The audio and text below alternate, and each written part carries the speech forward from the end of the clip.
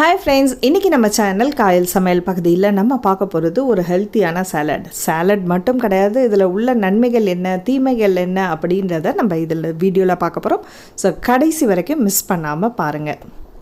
பயிரை முளைக்கட்ட வைக்கிறது மோஸ்ட்லி எல்லாருக்குமே தெரிஞ்ச விஷயந்தான். அதில் சின்னதாக ஷார்ட்டாக நான் சொல்லிடுறேன். இப்போ பச்சை பயிரை நல்லா அலசிட்டு நல்ல தண்ணியை தான் நீங்கள் ஊற வைக்கணும். ஒரு 8 மணி நேரம் நைட்டு ஃபுல்லாக ஊறினதுக்கப்புறம் அந்த தண்ணியை ஃபுல்லாக வடிச்சிட்டு ஒரு காட்டன் துணியில் கட்டி அதை நல்லா தொங்க விட்டிங்கன்னா ஒரு நாள் அல்லது 1.5 நாளில் அது நல்லா முளை கட்டிடும். சாதாரணமாக இருக்கிறத விட முளைக்கட்டின பயிரில் தான் அதில் சத்துக்கள் அப்படியே டபுள் ஆகிடும். 20-30% புரதச்சத்து இதில் எக்ஸ்ட்ராவாக நமக்கு கிடைக்கும். பயிரை நம்ம தனியாக வேக வச்சு நம்ம சாப்பிடும்போது சில பேருக்கு வாயு தொல்லை ஏற்படும் அப்படின்னு சொல்லுவாங்க. இது நீங்கள் முளைக்கட்டி உண்ணும்போது அந்த செரிமான பிரச்சனை இல்லை, சீக்கிரமாகவே டைஜஸ்ட் ஆகிடும். இப்போ நம்ம என்ன பண்ண போகிறோம்னா, இந்த முளைக்கட்டின பயிரை சில பேர் அப்படியே சாப்பிட மாட்டாங்க, கொஞ்சம் வேக வச்சு சாப்பிட்றதுக்கு விரும்புவாங்க. அப்படி இல்லைங்க ஸ்டீம் பண்ணி சாப்பிடுங்க. இப்போ கொஞ்சமாக தண்ணி விட்டு ஸ்டீமரில் நான் இதை ஒரு 2 மினிட்ஸ் தான், அதிகமாகலாம் நீங்கள் ஸ்டீம் பண்ண வேண்டிய அவசியம் இல்லை. இது சில பேருக்கு, அதாவது அல்சர் ப்ராப்ளம் உள்ளவங்க, நெஞ்சு எரிச்சல் உள்ளவங்க, அசிடிட்டி ப்ராப்ளம் உள்ளவங்க, கர்ப்பிணி பெண்கள், இவங்கெல்லாம் பச்சையாக சாப்பிட்றத விட 2 நிமிஷம் அதை பாயில் பண்ணிவிட்டு வேக வச்சுட்டு சாப்பிட்டிங்கன்னா உடம்புக்கு ரொம்ப நல்லது. ஸோ இது பச்சை பயிரில் மட்டும்தான் பண்ணணும்னு கிடையாது. இது நிறைய பயிர் வகைகளை தினமும் ஒரு பயிர் வகைகளை நம்ம சாப்பிடும்போது உடம்புக்கு ரொம்ப நல்லது. அதுமாதிரி பச்சை பயிரை பொறுத்த வரைக்கும் 5 வயசு குழந்தையிலேருந்து தாராளமாக நீங்கள் கொடுக்கலாம். இப்போ இந்த பச்சை பயிரை அப்படியே ஒரு பவுலில் நீங்கள் மாற்றிக்கிங்க.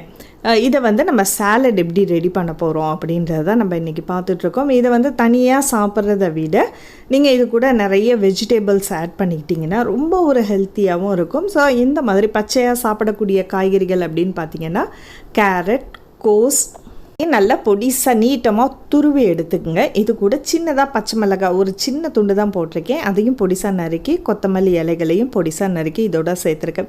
விருப்பப்பட்ட காய்கறிகள் அப்படின்னு பார்த்தீங்கன்னா நீங்கள் பச்சையாக சாப்பிடக்கூடிய எல்லா காய்கறியுமே இதில் நம்ம சேர்த்துக்கலாம். இது கூட கொஞ்சமாக லெமன் ஜூஸ் இதோட சேர்த்து புளிஞ்சிருக்கிறேன். இதோட நட்ஸ் எல்லாம் சேர்த்து சாப்பிடும்போது குழந்தைங்களுக்கு இன்னுமே ரொம்ப ஹெல்த்தி.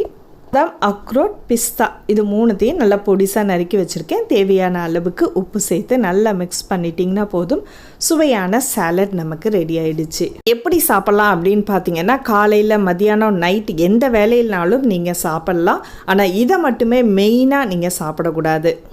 புரோட்டீனும் விட்டமினும் அதிகம் கிடைச்சாலும் நமக்கு இது மட்டுமே எனர்ஜி ஃபுல்லாக கிடைக்காது. அதனால் எக்ஸ்ட்ராவாக கிடைக்கக்கூடிய மினரல்ஸ், கார்போஹைட்ரேட் இதெல்லாமே எல்லா உணவுகள்லையும் நீங்கள் சமச்சீராக சாப்பிடும்போது தான் கிடைக்கும். காலையில் உணவோட அது எக்ஸ்ட்ராவாக கொஞ்சமாக அதில் நீங்கள் 2 இட்லி சாப்பிட்டிங்கன்னா இதில் ஒரு கப்பில் வச்சு சாப்பிட்லாம். இல்லைன்னா ஒரு 11 மணிக்கு சாலடை மட்டும் தனியாக சாப்பிட்லாம். இப்போ நம்ம 2 வகையாக நான் இதில் காமிச்சிட்ருக்கேன். இப்போ ஒரு வகையை நான் கொஞ்சோன்னு பிரிச்சுட்டேன். மீதி குழந்தைங்களுக்கு கொஞ்சம் நல்ல ரொம்ப பிடிக்கும். இப்போ ஒரே மாதிரி சாலட் செஞ்சு கொடுத்தா போர் அடிக்கும் அவங்களுக்கு. இதில் நீங்கள் கொஞ்சம் கார்ன்ஃப்ளாக்ஸ் அதுனா ரொம்ப பிடிக்கும் பசங்களுக்கு, அதனால் அதையும் கொஞ்சம் நல்லா நொறுக்கி இதோட சேர்த்து நல்லா மிக்ஸ் பண்ணிட்டீங்கன்னா சாப்பிடும்போது நல்லா க்ரன்ச்சியாக இருக்கும்.